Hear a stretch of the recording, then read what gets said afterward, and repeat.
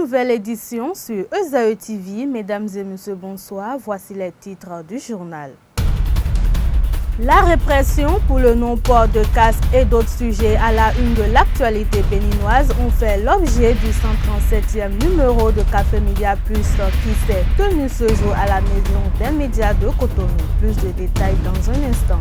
Une journée de dépistage du cancer de sein et du col de l'utérus a été initiée à travers la Commission nationale des sages-femmes, CONAF, ce matin à la Bourse du travail de Cotonou, le compte rendu dans cette édition.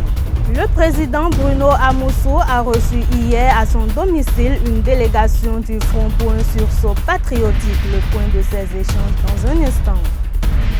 À nouveau, bonsoir. Comme je l'annonçais dans les titres, le président Bruno Amoussou a reçu hier à son domicile une délégation du Front pour un sursaut patriotique. Il était question pour la délégation composée des forces Corée pour un Bénin émergent et du Parti pour la libération du peuple d'attirer l'attention sur certaines dispositions incluses dans le projet de loi portant révision de la Constitution du 11 décembre 1990. Pour eux, ces dispositions mettront en péril la nation béninoise. On les écoute à la sortie au micro d'une équipe de Esaü TV. Ils nous ont écoutés attentivement sur notre vision de la situation actuelle dans le pays.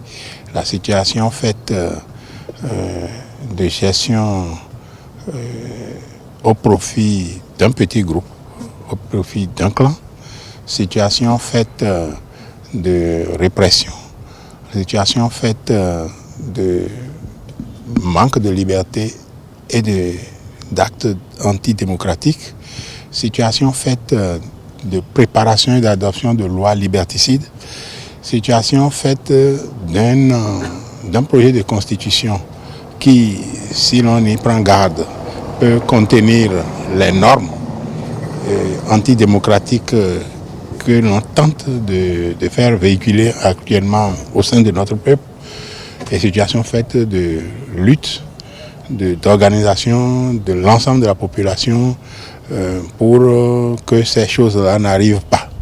Et nous avons dit quelle est notre position commune sur la question de la Constitution, le projet de Constitution au Parlement actuellement. Nous avons dit que compte tenu de la profondeur des réformes, du fait que l'architecture même des institutions de notre pays a été passablement découpée et réorganisée autrement au profit de l'exécutif essentiellement, et qu'un certain nombre d'institutions comme le Parlement ont été dessaisies de certaines de leurs prérogatives au profit de l'exécutif, que la CES va disparaître ainsi de suite. Et nous avons dit quelle est notre position, à savoir qu'une constitution comme celle-là ne pouvait pas être étudiée à ce niveau-là, au niveau du Parlement. Si on doit la maintenir dans l'État, nous avons dit qu'il faudra une assise nationale pour un dialogue national inclusif, pour repenser tout ce qui a été introduit comme réorganisation institutionnelle, et surtout pour extirper toutes les normes antidémocratiques et liberticides que renferme cette Constitution. Oui, nous sommes ici dans le cadre du Front pour le sursaut patriotique et nous avons été reçus par le président Bruno Amoussou. Nous avons vu un homme humble, un homme qui demeure sage, qui est toujours soucieux du bien-être du Bénin et des Béninois, un homme qui est contre la restriction de la liberté d'expression notamment, parce qu'il a demandé à ce qu'on puisse permettre à tous les Béninois de s'exprimer, que c'est dans l'expression des uns des autres qu'on pourra prendre ce qui est bon pour l'avenir du pays.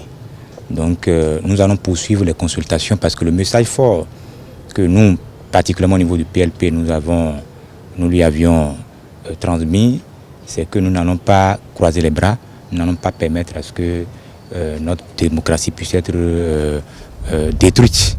Et c'est pour cela que nous avons informé le président Bruno Amoussou que le lundi prochain, nous avons invité le peuple béninois à prendre d'assaut l'Assemblée nationale parce que si les gens ne nous écoutent pas, le seul moyen que nous avons pour nous faire entendre, c'est la rue. Donc, nous n'avons que ça. C'est le seul moyen que nous avons, puisque personne ne nous écoute. Et vous savez que l'Union fait la nation soutient l'action du gouvernement en place.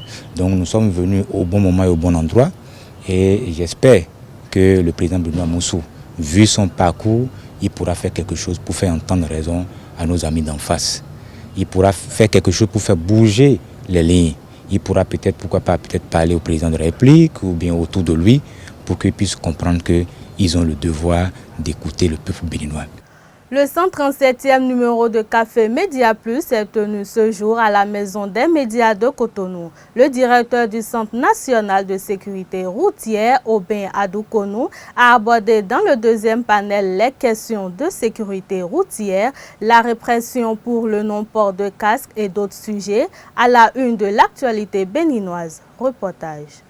Sécurité routière, répression pour non-port de ceinture et de casque, révision de la Constitution et d'autres sujets d'actualité ont meublé les débats du deuxième panel de Café Média Plus tenu ce jour à la Maison des médias de Cotonou. Aubin Adoukonou, le directeur du Centre national de sécurité routière, d'un ton serein, se désole de la gestion catastrophique de l'ancien régime dans le domaine routier. Les gens auraient voulu qu'on soit sur le terrain et qu'on dise il y a ici, il y a eu ça. Et lorsque moi, on va m'autoriser à aller sur le terrain, je vais descendre peut-être à Fossa, je vais descendre à Papa.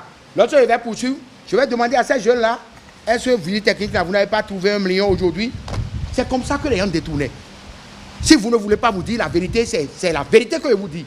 Lorsque l'obligation technique se déplace pour devenir une obligation politique de communication, c'est qu'on vous demande indirectement d'aller mettre la main dans la caisse de l'État. Et c'est ce que les gens ont fait. Vous connaissez la pratique. Aubin Adoukonou, l'un des acteurs de la rupture, a abordé dans son développement les questions sur la révision de la Constitution, la démission de l'ex-ministre délégué de la Défense, Candide Azanaï. La démission est courageusement donnée. Et le premier patron concerné a dit « Je prends acte, mais il demeure mon ami. » Je n'ai pas encore vu mon grand frère, que vous connaissez très bien. Je suis très proche de lui.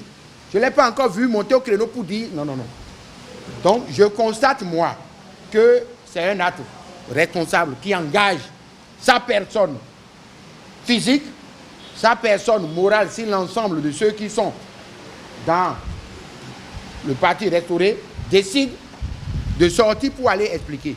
Mais respecter ceux qui, à un moment donné, décident de dire oui, le rythme me dépasse. Oui, parce qu'en réalité, je vais vous faire une confidence. Je vais vous faire une confidence. Mais celui qui a l'habitude de communiquer politiquement, de philosophie, de sortir, d'haranguer la foule, lorsqu'il se retrouve dans un contexte où l'urgence, c'est de ne pas sortir, c'est de s'occuper des réformes, mais il est rongé. Le directeur du CNSR, connu pour ses luttes syndicales, promet tout mettre en œuvre pour accroître la sécurité des usagers de la route. La Confédération et l'Organisation des syndicats indépendants COSI Bénin célèbrent toujours la femme en ce mois de mars. À travers la Commission nationale des sages-femmes CONAF, une journée de dépistage du cancer de sein et du col de l'utérus a été initiée. Suivons le compte rendu. Le cancer du sein et du col de l'utérus font partie des maladies dangereuses dont souffrent souvent les femmes. Pour permettre à ces dernières de connaître leurs états, une séance de dépistage de ces maladies cancérigènes a été initiée par la Commission nationale des sages-femmes CONAF, une association sous tutelle de la COSI Bénin. L'initiative de ce dépistage a un objectif bien précis. La CONAF COSI Bénin aussi a pensé organiser ce jour la journée en mettant à la disposition des femmes le dépistage gratuit du cancer du sein et le cancer du col de l'utérus. Comme vous le savez, c'est 2 maladies qui tuent beaucoup de femmes. Donc, nous avons voulu apporter notre contribution à la santé des femmes de Bénin. C'est gratuit, mais en temps normal dans les hôpitaux, c'est c'est des examens qui ne coûtent pas, c'est-à-dire c'est pas le moins possible. C'est des examens qui ne sont pas à la portée de tout le monde. Voilà. Cette séance de dépistage a été initiée en partenariat avec l'ABMS, une structure qui a prouvé ses performances au plan national. Une suite est donnée à cette séance de dépistage en cas de positivité. Lorsque nous faisons le dépistage et qu'il y a une femme qui se révèle être c'est le moment pour nous de l'orienter. Puisqu'il y a des gens, il y a des malades potents qui circulent, qui ne se connaissent pas malades. Ou bien il y a des gens qui savent qu'ils sont malades, mais qui ne savent pas à qui s'adresser.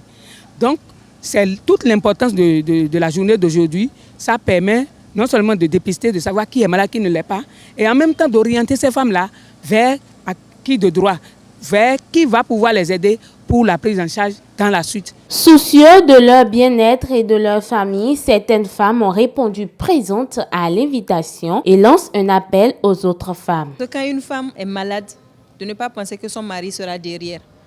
La première chose d'une femme, c'est d'abord la santé. On dit le col de l'utérus, qui est la femme? Les seins, qui sont ce que fait la femme. Ce qui est la femme, c'est les seins et son col de l'utérus. Il vaudrait mieux venir se faire dépister, connaître son état. Si je suis cancéreuse, je sais qu'on pourra me traiter.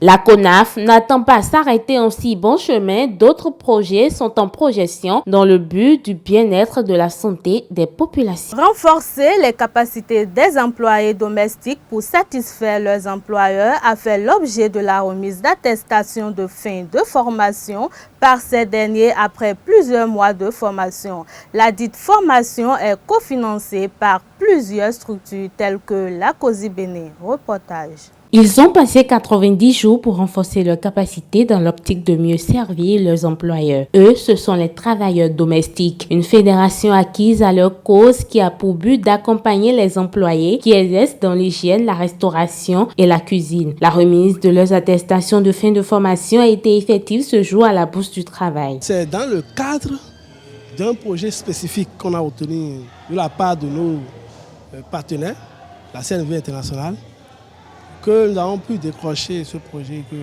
vous voyez aujourd'hui. Nous sommes entendus avec l'ONG FIFA Bénin, qui a un centre de formation, qui forme les travailleurs domestiques en hygiène, d'accord, garde des faibles et en cuisine. Donc aujourd'hui, avec nos moyens, nous avons pu inscrire 30. Une formation faite dans les locaux de leur partenaire FIFA Bénin qui n'a pas manqué de leur prodiguer quelques conseils. Vous devez à présent vous sentir plus performant et capable de donner satisfaction aux attentes de vos futurs employeurs. Cependant, je vous exhorte à la prise de conscience nécessaire. Au nombre de 30, ces lauréats ont remercié leurs formateurs et réitèrent leurs engagements à mettre en pratique les connaissances acquises. Mes camarades, par ma voix, vous remercie pour votre sens d'amour et de soutien que vous nous avez apporté en nous inscrivant dans ce centre de formation sans aucun frais de notre part. Autour du secrétaire général de la Confédération des organisations et syndicats indépendantes COSI Bénin de décliner les projections à venir dans le secteur des employés domestiques. C'est une première vague. Les 30 personnes que vous êtes qui avez suivi cette formation. Il y aura d'autres vagues. C'est le credo de la COSI. Œuvrer à améliorer les conditions de travail, certes, mais les travailleurs doivent aussi faire de bonnes prestations pour mériter, n'est-ce pas, le salaire. Les employés domestiques contribuent au bien-être des familles et personnes vulnérables dans l'exercice de leurs travaux. Désormais, l'ONG Alinayon s'occupe de la sécurité routière des handicapés du 5e arrondissement de Porto Novo. À cet effet, l'organisation s'est entretenue avec les élus locaux du dit arrondissement hier par rapport au plan d'action mis en place suivant le reportage. Dans le but de réduire le taux d'accident au sein des personnes handicapées, l'ONG Alinayon met en place un projet intitulé « Mobilisation des personnes en situation de handicap du 5e arrondissement de Porte-Novo pour leur protection sur la route ». Un plan d'action élaboré sera adopté pour les actions de sécurité routière de ces personnes handicapées. Mais avant, l'organisation a tenu à présenter les résultats de leurs inspections et analyses aux participants hier jeudi. Dans cet arrondissement, il y a un centre de promotion sociale. Il y a un centre que les personnes handicapées fréquentent là.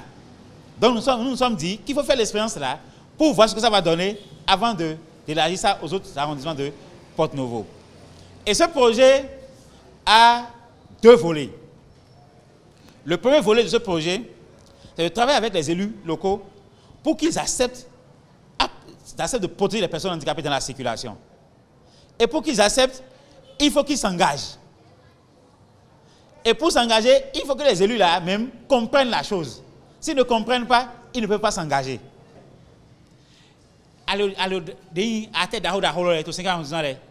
grands acteurs de l'arrondissement, il y a une séance de sensibilisation. Il y a un jour de sensibiliser. Moi, je flyers. Bon, message est dit. Bon, il y a sensibiliser. Ni il a mon message là, il va garder le message. Comme il a besoin, bon, il a besoin, il a besoin même quelqu'un descend mais. Il a des caisses pour 50 ni mais mon point il a demandé que sécurité routière c'est action. Ni mais mon à Coloko et mais mon formation mais rien. Voilà. Bon, il a que il a acheté là, il a visiter. Pour assurer le suivi de réalisation de ce plan d'action de sécurité routière, il est aussi prévu un comité de gestion de sécurité. Comité là, quelqu'un ici, maintenant même. Moi je ici maintenant même. Donc, il y a une formation à comité il a formé. Bon, il est venu à son nom de pas que ton l'a dit. Bon, chaque mois, il y a un point qu'on joie pour organiser séance de pas que dit. Les aimes, c'est Humpé Benaou Achille. Ok. Salut de patronne citoyenne. Il y a Kwadjo Eliane et Ahoton Edouard. La Sécu, c'est monsieur Koudjo Hwede Guy. Koudjo Hwede Guy. Il est à noter que l'ONG Alinayon est spécialiste du domaine de sécurité depuis 2008. Mesdames et messieurs, c'est la fin de ce JT Soir. Merci de l'avoir suivi et agréable week-end à toutes et à tous.